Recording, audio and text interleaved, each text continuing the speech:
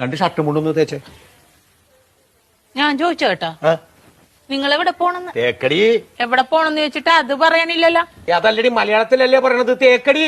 നല്ല സൗകര്യമില്ല. ഇംഗ്ലീഷിലല്ലല്ലോ പറഞ്ഞത്, മലയാളത്തിലല്ലേ പറഞ്ഞത്. പറഞ്ഞാൽ നിനക്ക് മനസ്സിലാത്തിന് ഞാൻ എന്ത് ചെയ്യാനാണ്? നിങ്ങൾ എവിടെ പോണ? തേക്കടിന്ന്.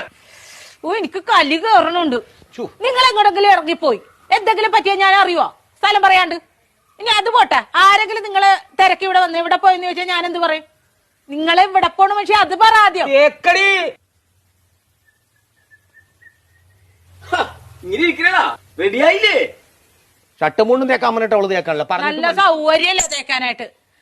പോണ സ്ഥലം ഇതുവരെ പറഞ്ഞില്ലല്ലോ. എടാ ഒരു 100 വട്ടം ഞാൻ ഇയാളോട് ചോദിച്ചു എവിടെ പോണെന്ന്. എന്നിട്ട് അയാൾ തുണി ആക്കണ കാര്യം പറയണല്ലാതെ പോണ സ്ഥലം പറയണില്ല. എനിക്കും പറ്റൂല. ഇയാൾക്കാ പറയാൻ കഴിയില്ല. നീയെങ്കിലും ഒന്ന് പറയാം എവിടെ പോണത്. തേക്കടി. ആഹാ അത് കൊള്ളാല. ദേ ഒരു കാര്യം ഞാൻ പറഞ്ഞേക്കാം, എന്റെ കെട്ടിയൻ എന്നെ ഇടിപൊടിന്ന് വിളിക്കും. എന്ന് വെച്ച് കണ്ടവന്മാര് വീട്ടിൽ കയറി ഒന്ന് ഇടിപൊടിന്ന് വിളിച്ചിട്ടില്ല, അടിച്ച കാരണം വിളിക്കും. പറഞ്ഞാ മനസ്സിലാവൂല. അതാണ് ഞാൻ പറഞ്ഞത്. ഞാൻ പെടാപ്പാട് വെട്ടിയിരിക്കണ ഇപ്പൊ ഇവിടെ കിടന്നു. നിനക്ക് എന്നാ കാര്യടാ എന്നെ ഇടിപൊടിന്ന് വിളിച്ചു? തേക്കടി. ഞാൻ ഒരു വട്ടം പറഞ്ഞു, ഇനി ഞാൻ അടിക്കും, സത്യമായിട്ട് അടിക്കും ഞാൻ. മനസ്സിലായില്ലേ ഇപ്പൊ പറഞ്ഞത്? പിന്നെ പറഞ്ഞാലല്ലേ മനസ്സിലാവുള്ളൂ. പറയണ്ടേ? കോട്ടയം കുമളി വഴി തേക്കടിക്ക് പോണെന്ന് ഞങ്ങ ടൂറ് പോണേണ്. ടൂറ് പോണ തേക്കടിയുടെ കാര്യമായിരുന്നാ പറഞ്ഞത്? എനിക്ക് മനസ്സിലായില്ല.